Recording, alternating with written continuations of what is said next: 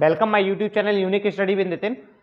तो हम लोग स्टार्ट करेंगे क्या, अनसॉल्व चल रहा था हमारा 2012 का पेपर चल रहा था, CH इसका कोड है। अब हम लोग इसका 4 क्वेश्चन पिछले उसमें कर चुके थे। अब हम आगे और भी वीडियो का टाइमिंग कुछ इंक्रीज करेंगे, यानी कि बढ़ाएंगे, ठीक है। तो ये हम 5वां क्वेश्चन देखते हैं। देखो हर क्वेश्चन के अंदर आपको फॉर्मूले मिलेंगे, नोट करते जाइए, अपनी एक पेन और एक नोटबुक लेके बैठे जिससे हमारा क्या हो जाए, नोट हो जाए। तो हम सबसे पहले ये करने वाले हैं।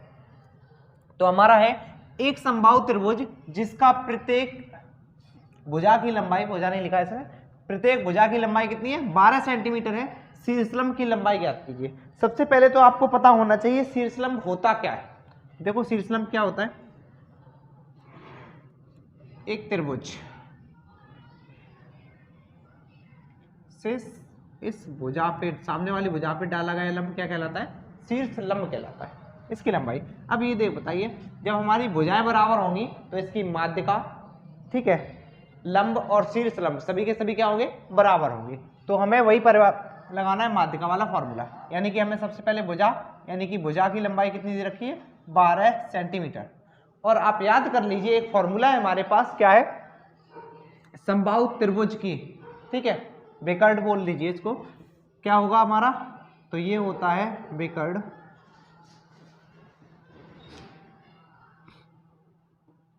समबाहु त्रिभुज का विकर्ण, समबाहु त्रिभुज का विकर्ण क्या होता है, √3/2 ए, जहां ए हमारे क्या है, एक भुजा है। तो इसमें हम वैल्यू रखेंगे तो कितना हो जाएगा, फॉर्मूले को हम ब्रैकेट के अंदर बंद करते जाएंगे, आप क्या करते जाएंगे, इसको नोट करते जाएंगे, ठीक है। तो करिए इसको, तो क्या हो जाएगा, विकर्ण। तो √3/2 और ए की जगह कितना रखेंगे हम लोग, 12 गुणा करके 2 से काट देंगे, 12 कितना हो जाता है, 6। तो इसका आंसर आ जाएगा 6√3। सेंटीमीटर में हमारा ये था, तो ये भी हमारा किस में रहेगी, सेंटीमीटर में। अब हम बात करते हैं समबाहु त्रिभुज की, और भी चीजें पता कर लेते हैं।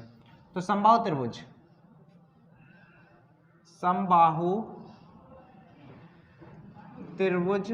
का क्षेत्रफल, ये क्या होता है, √3/4a²। ये भी हमारा क्या है, एक फॉर्मूला है। हमने कहा फॉर्मूले को अलग लिखते जाइए, हमारे आगे जरूरत पड़ने पर इन फॉर्मूले को हम सब फिर से यूज करेंगे। जैसे इस प्रकार है, इसमें क्या है, HCF दे रखा है किसका, 306 और 557 का, सॉरी 306 और 657 का हो, और LCM हमें इसका ज्ञात करना है। इसके लिए फॉर्मूला क्या है कि LCM या फिर HCF गुणा LCM बराबर हो जाता है संख्याओं का गुणनफल, और संख्याओं को हम लोग क्या लिख सकते हैं, PX, ये हमारी क्या है, संख्या है, ठीक, गुणा दूसरी संख्या को हम लिख सकते हैं QX। ये हमारी क्या है, एक PX संख्या है और एक दूसरी QX संख्या है। तो हम लोग इस फॉर्मूले में लगाएंगे। तो हमें क्या पता है, HCF पता है, LCM निकालना है आपको, ये क्वेश्चन मार्क लगा हुआ है, ये आपको निकालना है। तो लगा दीजिए, क्या हो जाएगा, 9 इंटू कितने हैं, 306, सॉरी इसको तो निकालना ही हमें, तो LCM की जगह LCM बराबर, हाँ PX कितना है, 306 गुणा 657। ये हमारे यहाँ गुणा के साथ उधर जाएंगे तो भाग के साथ, यानी कि क्या हो जाएगा, LCM बराबर हो जाएगा 306 गुणा 657/9। 9 से इसको कट कर दो, ठीक है। तो अगर हम इसको 9 से कट करेंगे तो कितना आ जाएगा, 9 सत्ते 63 और 73, तो कितने हो गए, ये 73। तो यहाँ पे हमारे पास, यहाँ लिख ले रहे हैं, नीचे जगह नहीं है, तो 73 इंटू 306, 306, 73 गुणा 306, इन दोनों का जब हम गुणा करेंगे तो कितना आ जाएगा, ये आ जाएगा 22,338। ये हमारा क्या हो जाएगा, इसका LCM। तो आगे अगला सवाल है कि बहुलक ज्ञात कीजिए। बहुलक होता क्या है, बहुलक वो होता है, वो नंबर होता है जो क्या होगा इसमें सबसे ज़्यादा है। अगर हम इस नंबर को देखें 5, तो 5 कितना है, 1 टाइम में एक बार है। इसके बाद अगर हम 7 को देखें तो 7 कितना है, एक बार, इसके बाद एक बार ये 7, इसके बाद 9, फिर से हम 9 देख लेते हैं तो कितनी बार है, 9 को देख लो, 9 हमारा कितनी बार है, एक बार, 2 बार, 3 बार, 4 बार। ऐसा और कोई नंबर नहीं है जो 4 बार आया हो। जो नंबर सबसे ज्यादा बार आता है उसे हम लोग क्या कहते हैं, बहुलक। ये हमारा क्या है, 2 नंबर का क्वेश्चन है। अगर आपको बहुलक में सिर्फ इतना आता है कि आपके जो नंबर सबसे ज्यादा बार आया है तो वो क्या हो जाएगा, बहुलक हो जाएगा, तो आपके नंबर बन जाएंगे 2। उसी प्रकार से अगर हम इसमें देखें नीचे, तो ये क्या है हमारा अगला नेक्स्ट क्वेश्चन है। क्या है इसमें, ए बराबर दे रखे हैं पॉइंट, ज्यामितीय निर्देशांक से है आपका ये 1,2, 0,0 और सी में है a,b। तो सिद्ध करना है हमें, क्या सिद्ध करना है कि 2a बराबर b। तो सबसे पहले तो हमें ये पता होना चाहिए ज्यामितीय निर्देशांक होते क्या है। इसमें 2 चीजें होती हैं, एक x होता है और एक y होता है, यानी कि एक x को हम लोग भुज कहते हैं और y को क्या कहते हैं, कोटि कहते हैं। अगर हम इसको निर्देशांक को देखें इस प्रकार से, तो ये हमारा x अक्ष होता है और ये कौन सा अक्ष होता है, ये y अक्ष होता है। उसी प्रकार से तो अगर हम इनको देखें तो सबसे पहले इनका हमें फॉर्मूला पता होना चाहिए। तो क्या दिया गया है कि a बिंदु दे रखा है, b बिंदु दे रखा है और c बिंदु दे रखा है, और कहा है इन्होंने, क्या कहा है कि ये संरेख है। संरेख का मतलब क्या होता है, संरेख का मतलब होता है कि एक ही रेखा में, ये देखो जैसे ये है एक बिंदु b और ये c, और ये आपस में कैसे मिला दी जाए, ये क्या है, संरेख। संरेख का मतलब सीधी रेखा में है। तो जब सीधी रेखा में तो त्रिभुज नहीं बनेगा, तो हम त्रिभुज का ही फॉर्मूला लगाएंगे, लेकिन उस त्रिभुज का क्षेत्रफल 0 रख देंगे। जैसे एक फॉर्मूले को देखें हम लोग, तो क्या है हमारा, त्रिभुज का क्षेत्रफल बराबर होता है 1/2 x1 by 2 minus by 3 plus x2 कोष्टक में by 3 minus by 1 plus x3 बराबर फिर कितना हो जाएगा, बाई 1 माइनस बाई 2। इसको रखना बहुत आसान है। अगर आप इनमें ये नंबर्स को याद नहीं कर पाते हैं तो इन नंबर्स को लिखे ही मत। मान लीजिए हमने अभी नंबर्स लिखे ही नहीं, क्या लिखा है हमने, सिर्फ और सिर्फ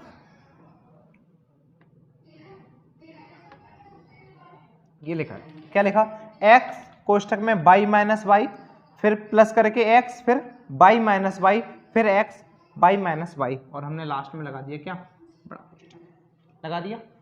आसान कैसे है, काउंटिंग, गिनती कैसे, 1 2 3, 1 से स्टार्ट किया था, अब यहां से हम 2 से स्टार्ट करेंगे, यानी क्या हो जाएगा 2 के बाद क्या आएगा 2 3 1 हो चुका है, 2 हो चुका है, यानी कि अब 3 आना चाहिए।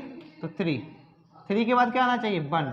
अक्सर लोग क्या करते हैं यहाँ पे 3 के बाद डायरेक्ट 2 रख देते हैं, तो 3 1 2, ये हो गया हमारा फॉर्मूला। और सिंपल तरीका 123 231 312, नंबर याद हो जाएंगे। फिर से एक बार दोहरा लो, 123 231 312, ये हमारे नंबर से याद कर लोगे फिर भी यही रहेगा।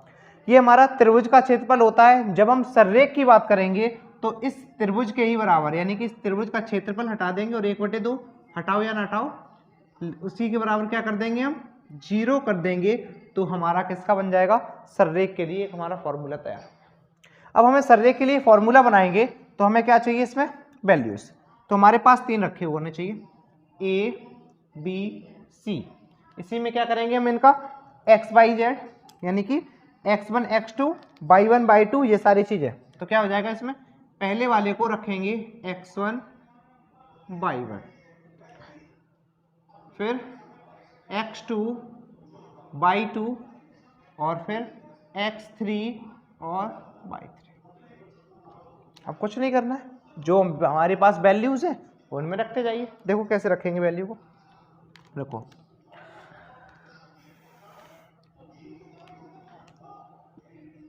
x1 x1 हमारा है कितना 1, तो 1 ब्रैकेट के अंदर क्या है बाई 2 माइनस बाई 3, तो सबसे पहले बाई 2 को, बाई 2 कितना है 0, ब्रैकेट के अंदर बाई 2 0 माइनस बाई 3 कितना है b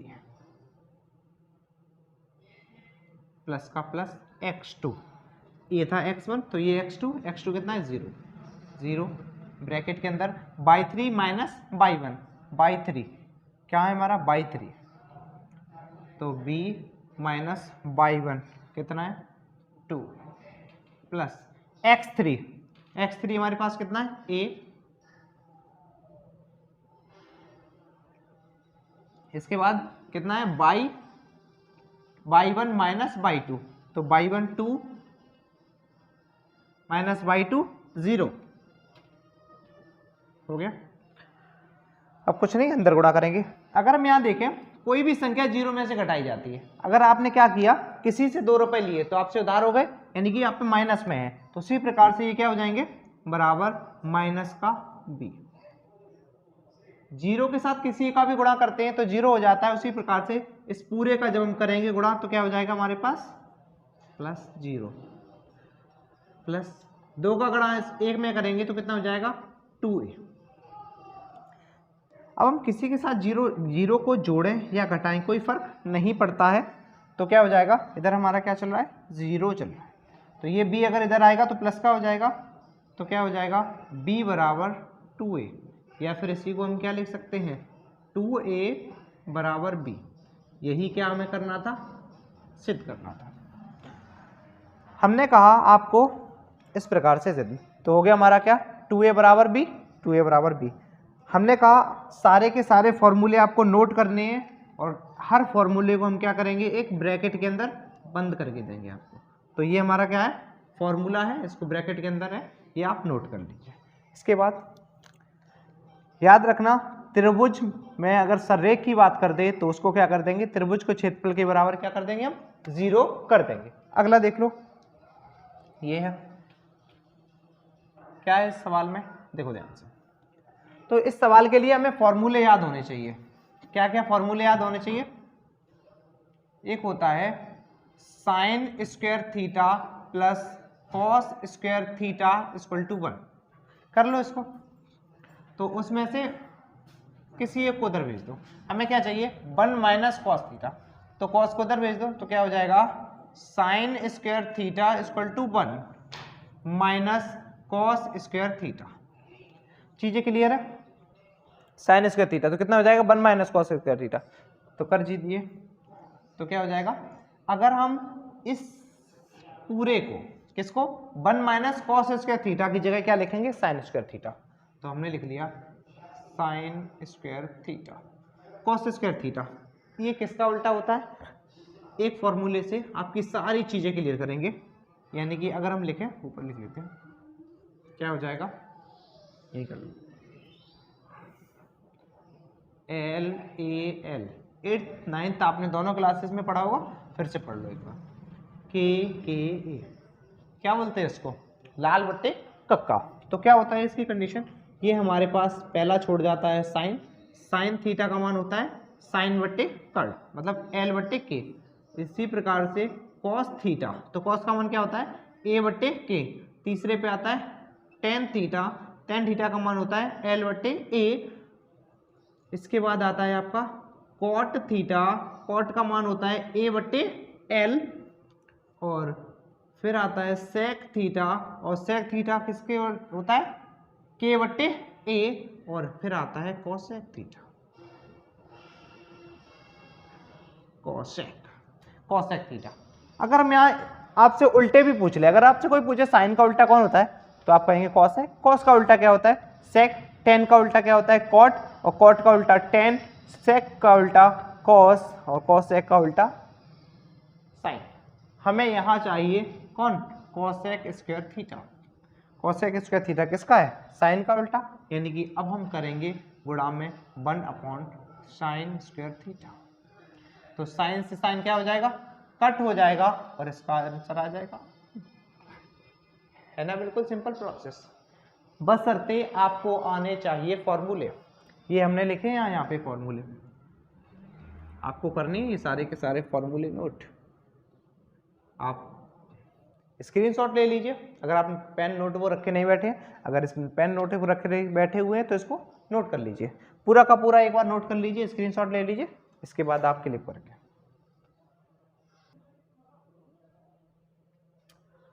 अगला सवाल है हमारा ये, अगर ये देखा जाए तो 10th के बोर्ड में क्यों दिया है पता नहीं, क्योंकि सवाल जो है अगर देखा जाए तो 8th क्लास की बुक का सवाल। ये अगर आपको ये भी नहीं आता तो ध्यान से देखें। फिर देखो क्या है, इन सवालों में क्या करते हैं, इनको हल करना है। देखो सवाल में दो चीजें आएंगी, एक तो गुणनखंड करना होता है और एक हल करना होता है। जब गुणनखंड करना होता है तो आपको मान नहीं निकालने होते हैं और हल करने के लिए बोला जाएगा तो उसमें मान निकाल लेना। देखो अभी करेंगे तो आपको आगे अच्छा समझ में आएगा। तो हम क्या करने वाले हैं, 6 और 2 का गुणा और बीच में x रखा है, यहाँ पे एक मान सकते किसी भी साथ एक का गुणा करो कोई फर्क नहीं पड़ता, यानी कि 6 और 2 के गुणा कर रहे हैं कितने रहेंगे, 2 गुणा 3 गुणा 2, 6 के किए तो हमने कितने आ गए 2 और 3 और 2 का 2। अब हमें क्या करना है, बीच में कितना है एक लेकर आना है। तो हम क्या कर सकते हैं, 2 दूनी 4, तो 4 माइनस 3 बराबर कितना आ जाएगा 1। ठीक, यानी कि हाँ जहां पे x लिखा हुआ है वहां पे हम लिखेंगे अब 4 माइनस 3 x का x, यानी इस वन की जगह हमने लिख दिया 4 माइनस 3। ये 9th में बहुत ज़्यादा क्वेश्चन हैं और 8th में तो बहुत ज़्यादा ही है। इसके बाद 2x² इक्वल टू 0। इसको अगर हम हल करेंगे तो कितना हो जाएगा, 6 plus 4x minus 3x minus 2x² equal to 0। इन दोनों में से 2 कॉमन आएगा क्योंकि 2 के पहाड़े में 6 भी आते हैं और 2 के पहाड़े में भी क्या होते 4 भी आते हैं। तो 2 तिया 6, 2 दूनी 4 प्लस यहाँ पे है क्या कॉमन, सिर्फ और सिर्फ यहाँ से x निकाल सकते हैं, माइनस का है तो माइनस के x निकाल लेंगे। माइनस के x निकालेंगे तो 3 के साथ x 1 है चली गई, और यहाँ हमारे पास यहाँ देखो अगर यहाँ ब्रैकेट से पहले माइनस है तो जब हम ब्रैकेट को खोलेंगे तब भी माइनस होगा और लगाएंगे तब भी क्या हो जाएगा, चिन्ह बदल जाएगा, यानी कि यहाँ पे माइनस है तो यहाँ पे चिन्ह हो जाएगा हमारा प्लस और 2x इक्वल टू 0। यहाँ देखें तो 3 प्लस 2x 3 प्लस 2x दोनों में, तो 3 प्लस 2x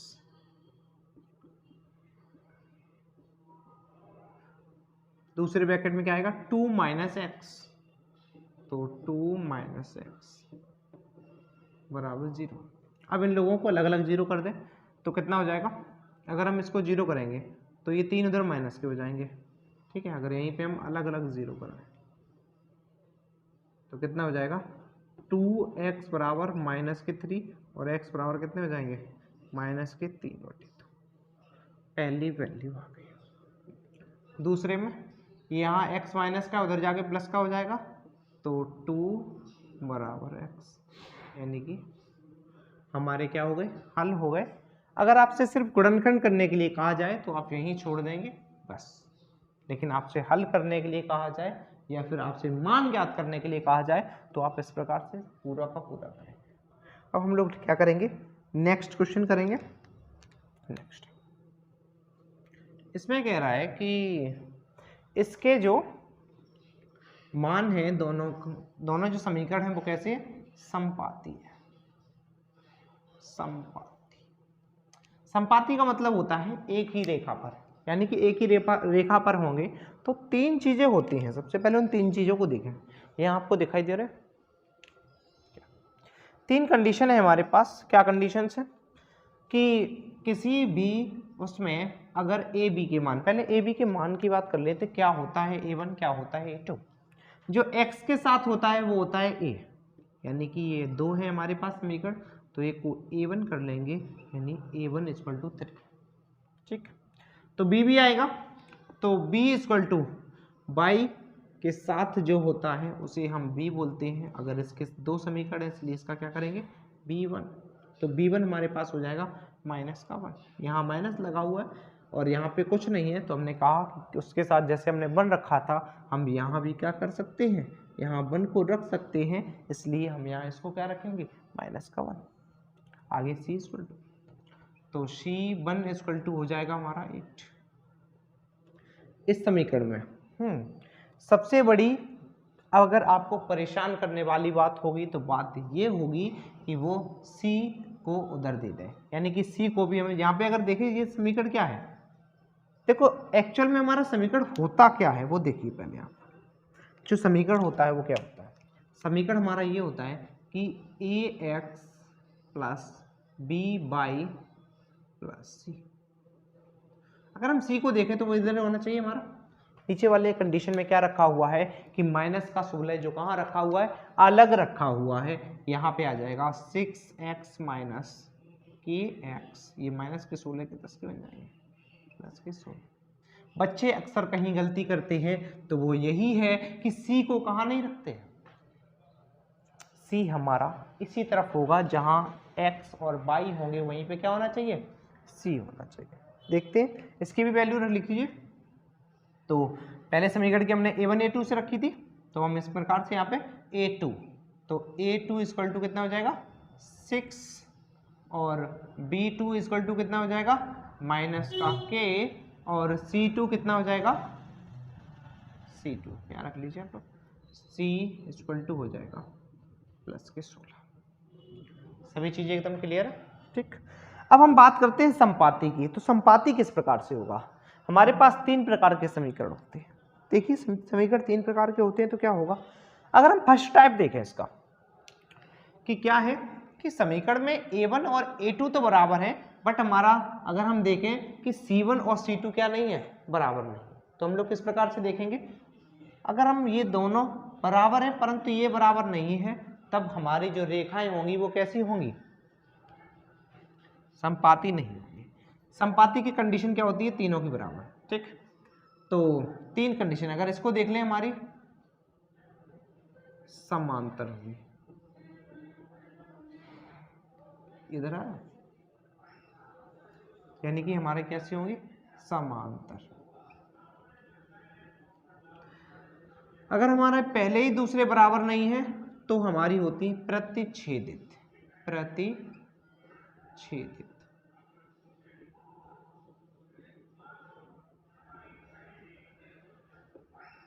ठीक, समांतर। और हमारी एक लास्ट कंडीशन बची, इस कंडीशन का ही नाम है क्या, संपाती। क्या होता है संपाती, जब एक रेखा दूसरी रेखा के ऊपर ही चली जाए तो उसे क्या कहेंगे हम, संपाती कहते हैं। प्रतिच्छेदित रेखा में एक दूसरे को काटेंगी और समांतर रेखा में कभी एक दूसरे को नहीं काटेंगे। वैसे हमें इनकी जरूरत भी नहीं है कि क्या होता है संपाती, क्या होता है प्रतिच्छेदित और समांतर, लेकिन हमें ये पता होना चाहिए कि जब संपाती होगी, ये फॉर्मूला है तीनों के तीनों, समांतर के लिए ये कंडीशन लगेगी, प्रतिच्छेदित बोलेगा आपको ये तो ये कंडीशन लगेगी, और संपाती के लिए ये कंडीशन। हमारे पास यहाँ क्या है, संपाती, क्या है, संपाती। तो लगाइए कंडीशन क्या है हमारे पास, देख लीजिए, रख लें हम लोग सभी के सभी में देखें a1 बटे a2, b1 बटे b2, तो वैसे ही रख लेते हैं। हमारे पास क्या है, अगर देखें तो 3 बटे a2 कितना है हमारे पास 6 बराबर, इसमें कितना है माइनस का 1 अपॉन माइनस का k बराबर c1 बटे c2, यानी कि हमारे पास कितने हैं 8 बटे 16। रख लो, किसी को काट दो, माइनस से माइनस चला जाएगा, 3 एकम 3, 3 दूनी 6, 8 एकम 8, 8 दूनी 6।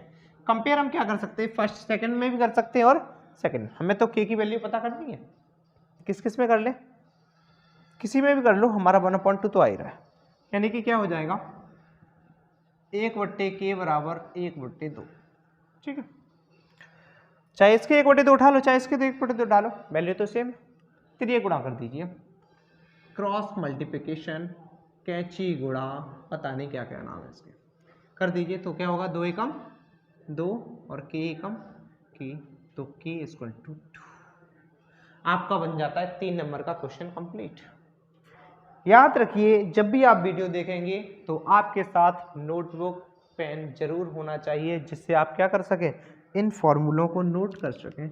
यानी कि ये जो हमें फॉर्मूले दिख रहे हैं इनको नोट, ठीक है, इनको नोट कर लीजिएगा और फिर नेक्स्ट वीडियो में मिलते हैं आगे चल के, ठीक है।